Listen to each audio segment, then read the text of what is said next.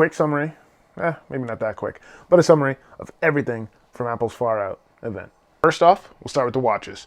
You have Apple Watch Series 8, Apple Watch SE, and Apple Watch Ultra. Apple Watch Series 8.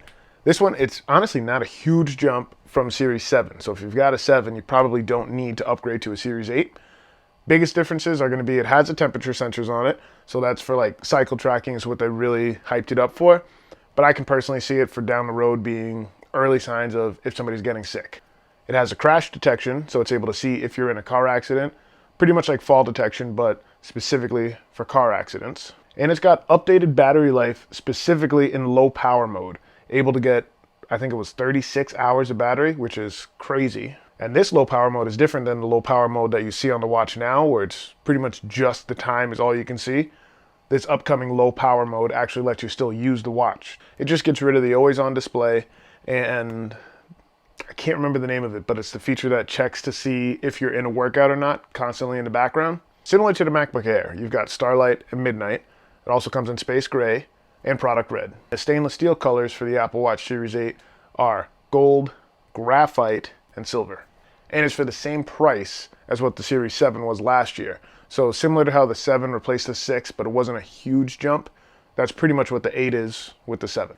If you think you're going to be fine with a Series 7, you can find those for a good price. And I've got those linked down below. And then you get Apple Watch SE, which is, honestly, I think this SE compared to last year's SE is a bigger jump than Series 8 versus Series 7. It gets you most of the same features as the Series 8. You just don't have the blood oxygen sensor on it and you don't have the ECG. And this year, it's actually starting at $249. For a lot of people, this is a great watch. And then the Apple Watch Ultra. This is for intense users. People who dive super deep. People who are running marathons, running ultra marathons, need the battery life for going hiking for days at a time, possibly with no cell service. This is your watch. This thing is tested in extreme temperatures high, extreme temperatures low. Dust resistant, swim proof, dive proof. It's got a bigger screen, it's 49 millimeters, a bigger battery, so you're at 36 hours starting, and then once the updated software comes out for optimized performance, you'll be looking at 60 hours of battery. It's got an extra speaker on it, so that way in super windy conditions, you can still hear somebody on the phone with you. It's able to emit a sound, so that way if you're lost, rescuers can track you down by that sound and find you. It has updated bands, so it won't come off. That way, if you bump up against something, you don't have to worry about the watch actually coming off or anything like that. The face is a little bit different, where the sides are going to go up to protect the sapphire crystal display. And you have a bonus action button on the side, which is customizable for what you want it to do, and it'll change depending on what app you actually have open. This is a tough watch for extreme athletes, adventure seekers. I could also see some people who just want a bigger screen or a bigger battery going for this watch as well. Only one version of this, guys, is available. Version with cellular, with the 49 millimeter size, $799. AirPods Pro 2. These guys are cool. So, not a huge design difference from the original AirPods Pro to the AirPods Pro 2. You've got the new H2 chip, so music is going to sound better. Your noise cancellation is supposed to be 2 times better. I'm excited to try that out. I mean, I thought the noise cancellation was really good on the original, so these are going to be tight. And the adaptive transparency mode. Difference with that is going to be if you're in transparency mode, which is when you can hear the things around you, it's amplified with the microphones on it. If it knows that it's something kind of loud, so construction work, maybe a car horn, something like that, it'll mute that out while still being in active transparency mode, if that makes sense. You have a bonus extra small ear tip inside of here. So for those of you that don't know, when you get the AirPods Pro, you have a bunch of different ear tips that come with it. You can put them on, put them in your ear, and then there's a test you can do in the settings that basically plays some sounds to make sure it's got a good seal for you. So for some people, extra small is going to get you that passing grade on the test when you go into the settings and test out the AirPods Pro. The case got some major updates for it. So the case is going to look a little bit different, where it's got these holes on the side, which is actually for a lanyard. So it's easier to carry around, wrap it around your wrist, put it around something. Hopefully that makes it harder to lose. Speaking of which, it also gets a speaker on the bottom. So that way, if you're using the Find My feature, you can actually make the case make a sound, because apparently a lot of people lose the AirPods not only individually, but while they're in the case. So now you can actually track it down, similar to when you ping your iPhone. The case is also able to charge with your Apple Watch charger. So that's a cool idea. Kind of clean up the charging bay a little bit, and you can use the same charger that's on your Apple Watch. And then another feature that I'm excited about are the touch controls on the side. So you can actually use the stem, slide your finger up, slide your finger down, volume down. Right now, the only way to do volume up or volume down is if you squeeze the stem and have that as your volume up instead of skip a song forward. So you can change that in the settings, but I like having rewind, skip forward, and now it'll be volume up, volume down.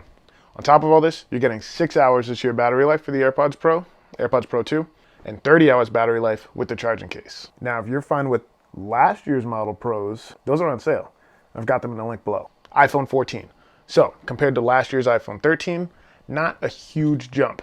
This year, the Plus model came back. So, you can do an iPhone 14 Plus, which is the same size screen as the iPhone 13 Pro Max, iPhone 14 Pro Max. It's a 6.7-inch screen. So if you want a bigger screen, bigger battery, but don't necessarily want the Pro features or the price, you can do that now. Your biggest differences here are going to be the iPhone 14 comes with the crash detection that's in the Apple Watch, so it's able to see if you're in a car accident and potentially call 911 for you. It's got a better camera for low light capabilities. They changed the aperture on it. Apple says it's supposed to be 2 times better, so that's going to be cool to test out. Cinematic mode now shoots in 4K. The front-facing camera also gets an improvement this year, gaining autofocus, which I actually didn't even realize it didn't have, and a faster aperture, so that's going to be 2 times better in low light. That's not just for selfies either. Think of all the other times you use it, like Zoom calls and FaceTime calls, so it can definitely be useful. You have emergency SOS via satellite, which is pretty cool. So if you're ever in a situation, again, we'll use the hiking example, and you are lost, or you're hurt, you need some kind of help, but there's no cell signal, you can use satellite and it'll kind of guide you, all right, point it this way, and you're able to make an emergency call or text. And what I think is one of the coolest features, action mode. So it looks sick. It looks like it's gonna be pretty much like your phone is on a gimbal. So it already had optical image stabilization, but this looks crazy the way that it works. It looks like it's blending optical and software because it punches in a little bit. It's just gonna be cool to test out. Now the final thing for the iPhone 14, which a lot of people don't like, is it's eSIM only in the US, which means if you're changing carriers, it's done electronically. All right, and lastly, the iPhone 14 Pro and iPhone 14 Pro Max. These are cool. The deep purple color looks really good, although I haven't had black in a while, so I think I'm gonna go back to a black, space black is what it's called this year. First off, always on display. It's pretty much so your phone is always glanceable, similar to the Apple Watch, where you can always see the time, you can always see your notifications on there without actually having to tap the phone. It's not gonna eat up a lot of battery because it's an OLED display. If you turn it off, I'm sure your battery life will get higher, but I don't think it'll be anything noticeable. And then for those of you wondering, if you put the phone face down, or if it's in your pocket, it's able to sense that with the ambient light sensor, and then the screen is just black completely. So it's not always on when you don't need it to be. So when it's face down or it's in your pocket, the always on display is just black. I don't think anybody said that yet. So give me a like, give me a sub if that's the first time you heard that. Please and thank you. I'm a small channel, so anything that can help me grow, I'm gonna do it. It also gets the same crash detection as the iPhone 14 and the Apple Watch 8. And it gets your emergency SOS call via satellite. Now for the big upgrades for it. Upgrade number 1, Dynamic Island, which is a really cool way that Apple pretty much did what only Apple can do. Since they designed the hardware and the software, they're able to make them work seamlessly together. And that's one of the best parts of using Apple products. So this year, the notch that's been since the iPhone 10 is a pill-shaped cutout. And it's going to change and blend in with your notifications to the point where you actually enjoy seeing it. Instead of being a weakness, it became a feature. And that looks really cool. All the demos for it, super smooth. It looks like it's going to be something fun to have, something that you enjoy seeing, and it's one of the biggest talked about features for it. Big upgrade number 2, huge upgrade for it. The camera is going from 12 megapixels to 48 megapixels. Now, honestly, megapixels doesn't always indicate how good an image is going to be. Usually that's sensor size that's going to do that, for those of you that aren't camera nerds like myself. Now, the sensor size did increase also, which is going to help in lower light, and it's going to help with image quality. So if you're shooting in Apple ProRes RAW, you get to use all 48 megapixels, which is going to give you huge room to crop in when you're editing. Usually if you crop in too much, then you'll start to see it get a little bit blurry. You'll start to see an image kind of fall apart. With higher megapixels, you're able to go in more with it staying crisp, clean, usable. If you're not shooting in ProRes, which is definitely not necessary because the file sizes are going to be enormous and it's not necessary for everything that you're doing. What it'll do is it'll kind of put 4 pixels together to make it act like a 12 megapixel camera, even though it's 48 megapixels.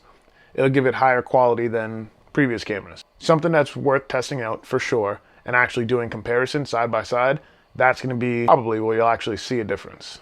The main camera went from 26 millimeters, I believe, to 24 millimeters, which a lot of photographers and videographers are going to like because 24 megapixels is one of the most common focal ranges you can use. It's actually what I'm using right now. The ultra-wide lens is going to get a little bit sharper as well. The aperture on this one's changing to a 2.2, so that's going to make it so it's a little bit sharper of an image.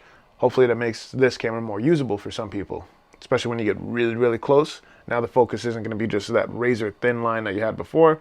You have a little bit more room to play around with. Your 3x lens, 77 millimeters, and then you have a 2x option, which is pretty much just going to use that 48 megapixels to crop in like we were talking about. Depending on the lens you use, you can get 2 or 3 times better low light performance, which seems like low light is pretty much the main focus of the cameras this year. You've got the 4K cinematic mode on the iPhone 14 Pros, of course, and the action mode that we talked about before, which, again, super excited to actually try that out. Now, the cinematic mode, I was excited for last year, but I only used it like 3 times.